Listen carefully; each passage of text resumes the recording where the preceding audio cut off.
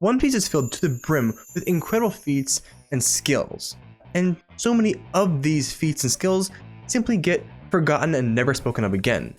So I want to rectify that and bring some of these feats to the spotlight. Hello Internet, Jojo here, and today I want to talk about 7 feats that I have never ever seen anyone talk about, whether it be in a discussion format, a theory format, or a versus debate format. I've never seen anyone talk about these 7 feats.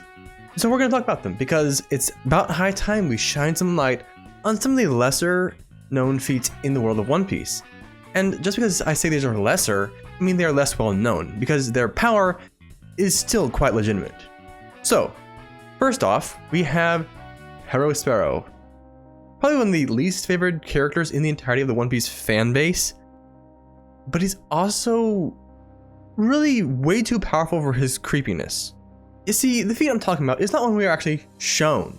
He recreated the entirety of the Punk Hazard lab in Whole Cake. Like it's actually off screen, and I think we're showing a single panel of it, and it's just Big Mom telling Caesar that, yeah, we have the lab. We got the blueprints for the lab a while back, and so I had Sparrow make another lab for you. Because at the time, Caesar Clown was trying to get out of working for Big Mom, and she actually called his bluff.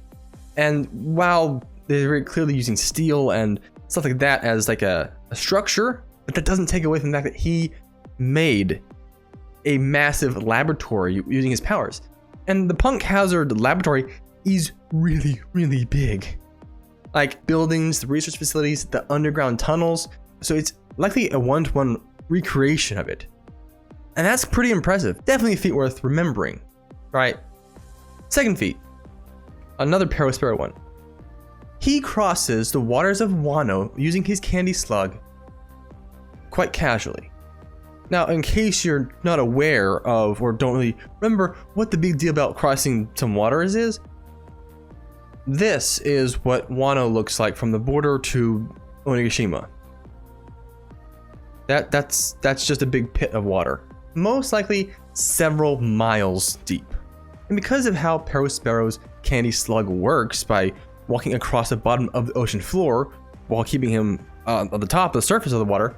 Alright, hold up. So I thought how Sparrow's slug worked was confirmed in the manga, but as I looked through it editing this video, it's very clearly not described, but it is very heavily implied because we never actually see the bottom of the sea slug, and the sea slug itself turns into a literal tidal wave. It's a whole feat that no one ever talks about, and it's actually really impressive. In fact, I think Sparrow has some of the largest scale as in size feats of most characters in One Piece, right? They're massive until you get to Wano, which gets a whole different scale. It's also worth mentioning that this sea slug is very clearly designed off a land sea slug, and those can't swim. In fact, not even all sea slugs can swim. And then there's the fact that syrup and sugar sink in water. So it's much more likely to assume that it is actually crawling along the bottom of the ocean. And all in all, the slug is absolutely massive as well. It's just a very strange feat. Do what you will with this information. Essentially, he moved a mountain of candy underwater at speeds that can keep up with a sailboat, a powerful sailboat. Yeah, this feat, it's not really an actual attack feat, but he moved a mountain underwater at very impressive speeds. Definitely not a small feat. Number 3, Anaru, or Anil, whatever to call him, depending on the translation or the version of the anime you watched, or manga you read, I guess. When he took a wooden boat with the worst aerodynamics that you could possibly exist, it's just bad. But that ship is not only full of metal and water, but an entire city's worth of gold. The entire city of El Dorado essentially melted down and put on that ship. Gold's actually pretty freaking heavy. That ship went to the moon in a couple hours. I say a couple hours because whenever we actually get Enel's cover story, it's pretty clear that he wasn't starving or hungry really. So it could have been less than an hour that actually made it to the moon. Essentially, Enel moved a cruise ship, what would be the equivalent of a cruise ship, at speeds faster than a rocket can reach. And I've seen no one talk about that. And it is all by his power passively, right? He zapped the ship and it can function pretty much without him. That is the residual power he possesses. That's an impressive feat. Incredibly impressive.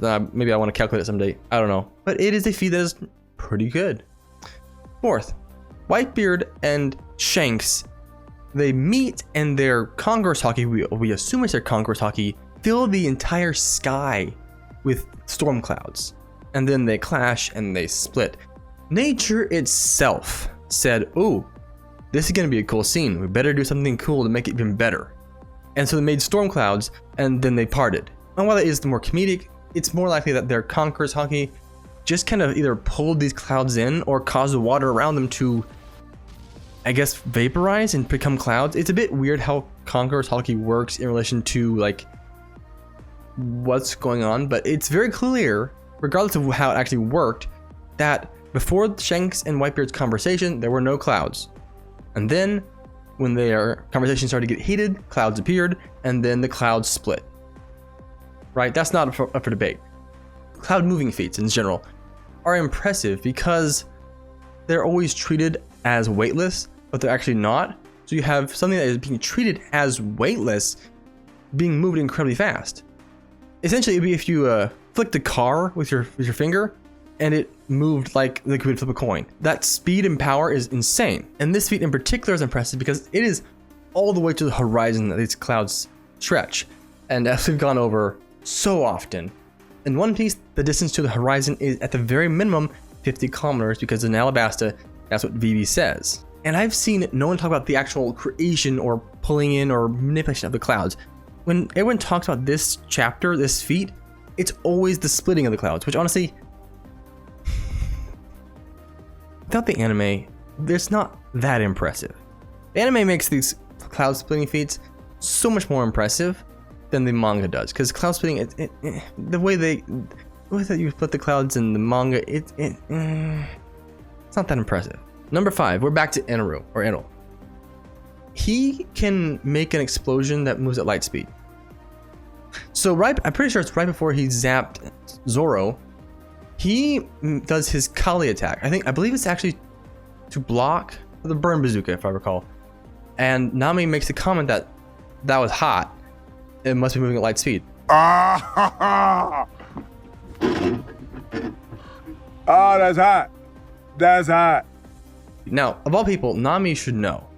I'm not sure what else I can say about that. It's a very clear light speed feat for Enel. And no one talks about it. Even I missed it the first time I read One Piece. I missed it. Actually, probably the first and second time I read One Piece, I missed it. But it's interesting because despite it being a rather small explosions moving at light speed, anything moving at light speed was pretty impressive. But I would say the most impressive thing about that is the light speed aspect of that feat. That said, let's move on to number 6. Number 6 really isn't a feat per se, but more of an ability. And that's when Gear 5th stuns the top tiers of the universe, right? And when I word it like that, I'm sure you're like, oh, that's right. Luffy can just casually stun characters. Luffy stunned Kaido for like a couple seconds. He stunned Kizaru for a couple seconds. That's insane. Most fiction media doesn't deal with stuns. Even in video games, the boss character is usually immune to, stun, poison, damage over time, burn, stuff like that. They're almost always immune to that because it is very powerful.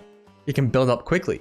Imagine if Luffy unleashed a Gatling of stunning attacks. You get the damage, you just throw in Haki in there, and what are they gonna do? They're stunned.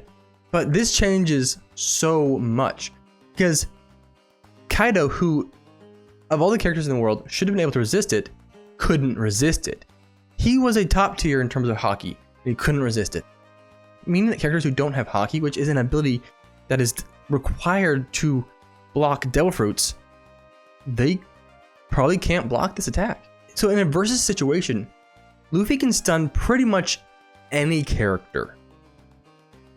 And it's really weird to say because it is just such a rare thing in any media that is also really defended against. Luffy gets multiple seconds where they can't defend themselves. That's insane.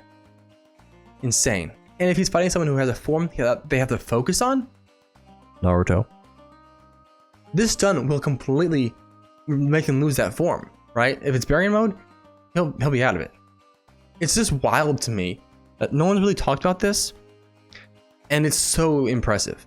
And number 7, just a bunch of random Skypians lift a massive golden pillar. This feat's always astounded me because it's just kind of thrown in there and no one talks about it. We don't actually even see the pillar at all. We know it's golden because that's where they got it from. They got it from the bell tower thing, which is actually another feat. You have a bunch of random Skypians pulling up the pedestal of the bell with all the gold on it, which is actually, honestly, yeah, it's probably more impressive.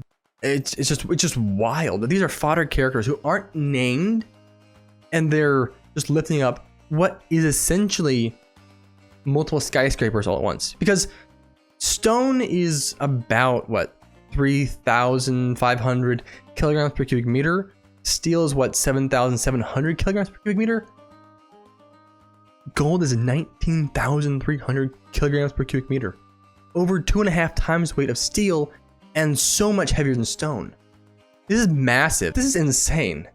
Wildly insane. And this is a huge pillar. And no one talks about this.